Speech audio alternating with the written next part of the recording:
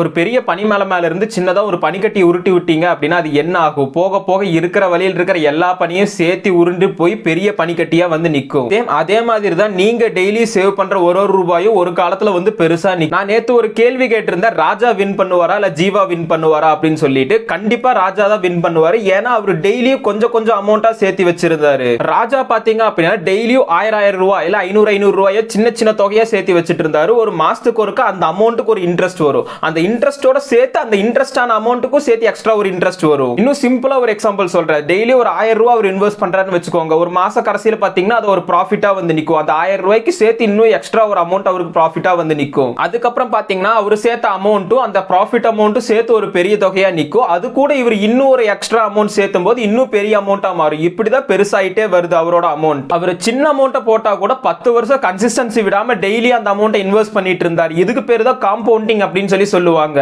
இந்த காம்பவுண்டிங் பெருசா டேலண்ட் இருக்கணும், இன்டெலிஜென்ஸ் இருக்கணும் எந்த ஒரு அவசியம் இல்ல. ஜஸ்ட் டைம் கொடுத்தா மட்டும் போதும். உங்க பணத்தை ஒரு இடத்துல இன்வெஸ்ட் பண்றீங்க அப்படின்னா அதை கண்டினியூஸா பண்ணிட்டு இருக்கீங்க அப்படின்னா அதுக்காக நீங்க எதுவும் பண்ண வேணாம். அதுக்காக ஒரு குறிப்பிட்ட டைம் கொடுத்தா மட்டும் போதும். அதுவே டபுள் மடங்கா பெருகி உங்க கையில திரும்பி வந்து நிக்கும். ஃபியூச்சர்ல உங்களோட ஃபினான்ஷியல் பொசிஷன் நல்லா இருக்கணும் அப்படின்னு நினைச்சீங்கன்னா இப்ப இருந்தே கொஞ்சம் கொஞ்சம் சேவ் பண்ண ஆரம்பிங்க. அதுக்காக கொஞ்சம் டைம் கொடுங்க. கன்சிஸ்டன்ஸா இருக்கு. நிறைய காசு இருந்தா தான் சேவ் பண்ண முடியும் எந்த ஒரு அவசியம் இல்ல. சின்ன சின்னதா இருந்தே க்ரோ பண்ண ஆரம்பிக்கலாம். ஆனா சேவ் பண்ணணும்னு நினைக்கிற உங்க ஃப்ரெண்ட்ஸ்க்கு இதை ஷேர் பண்ணுங்க. உங்களோட சேவிங்ஸ் எப்படி இருக்கணும்னு நினைக்கிறீங்களோ அதை கமெண்ட் பாக்ஸ்ல மென்ஷன் பண்ணுங்க.